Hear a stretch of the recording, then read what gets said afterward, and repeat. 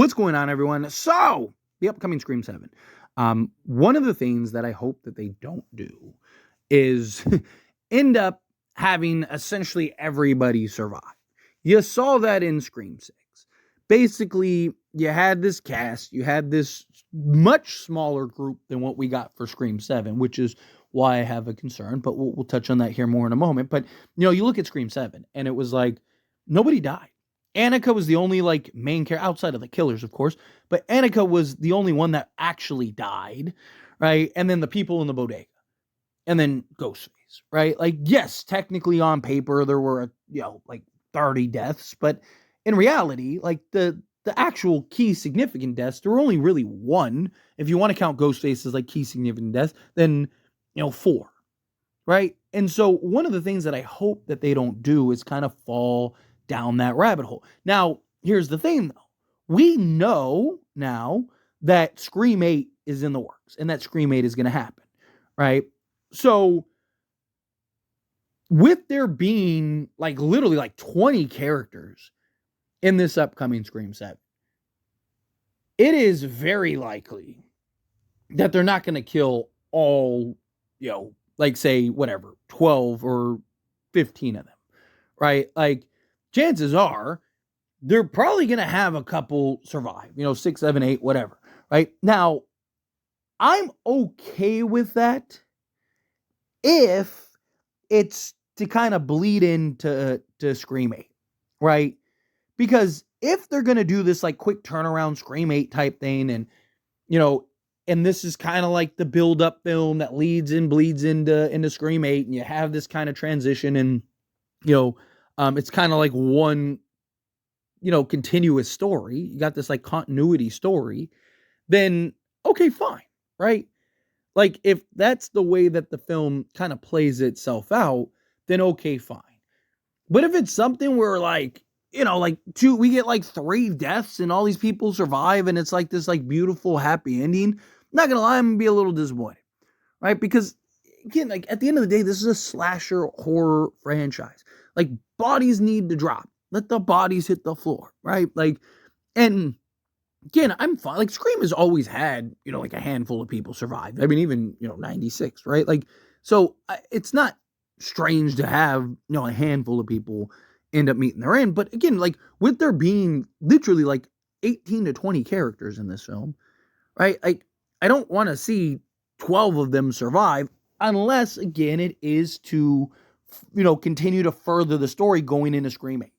Right? If Scream 7 doesn't end in a happy-go-lucky bow, right? And I'm not saying it can't have conclusive. You can do both, right? So, you can have the conclusive story, it looks like everyone's going to survive. And then, at the end, whatever, you get a Ghostface that sees the people, and so that there's 12 people or whatever that have survived. 6 or 7 have died. And it's but we get the ending to where it's clear that okay, this is going to carry over in a new film. Okay, fine. Then I'm okay for that. Right? Because then it's okay, all these people are probably going to die. If you're setting up a massacre, right? And you kind of need a couple people to live in order to set that up, then fine. Right? As long as there's purpose. But if they're just doing it happy in a boat, because that was the problem with Scream 6, right? Radio Silence themselves said they didn't want to leave on a bad note. It's a horror franchise. What do you mean you don't want to leave on a bad note? This is the only franchise that it's okay to leave on a bad note. And not in a bad note in the sense of there was bad blood or anything, but in the sense of we didn't want to be the ones to kill all these beloved characters. That's the whole reason you killed Dewey. What are we talking about? Wasn't the whole reason that you killed Dewey Riley is because you wanted to set up and establish that, hey, nobody is safe, right? So you essentially retconned that and just completely made Dewey's death pointless at that point, right? I was all for Dewey's death.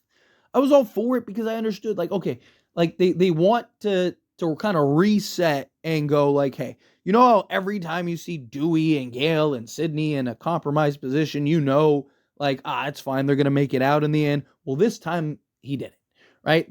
Nobody is safe. Anybody can die. The person you think is going to survive, they're not, right? But then you end up kind of, I mean, he kind of did it in Scream 5 a little bit at the end, right? With like Chad and stuff like that. But it's like, okay, that's kind of always a trope that they've done. Sure. There's always that one guy that's like bionic, right? But then you go to Scream 6 and like you take it up a notch, like entirely. And then nobody dies. And then like everyone's bionic. And then it's just like, come on, man.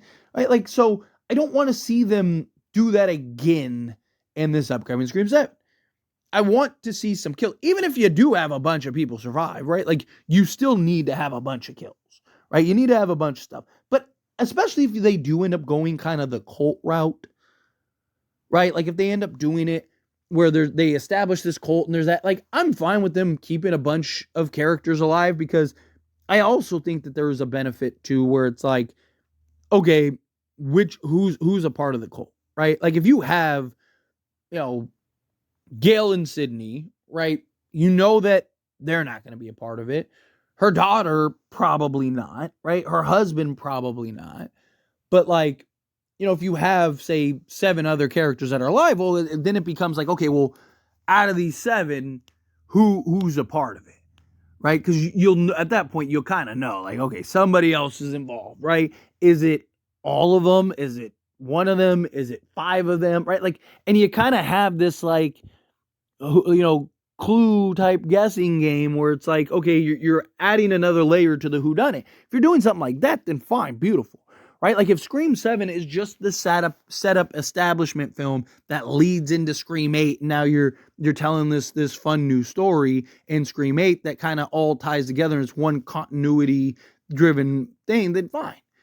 Right. But my concern is that that's not what they end up doing. Right. And it's just like people survive just like, I don't want to see something like that.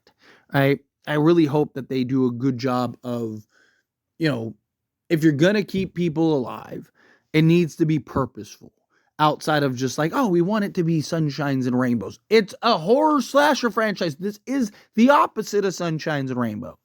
Right. This is the complete opposite. I imagine Sydney and her daughter Tatum, like they're gonna be big fixtures and be big focus. Okay, fine, right? They'll probably survive. Gail will probably survive.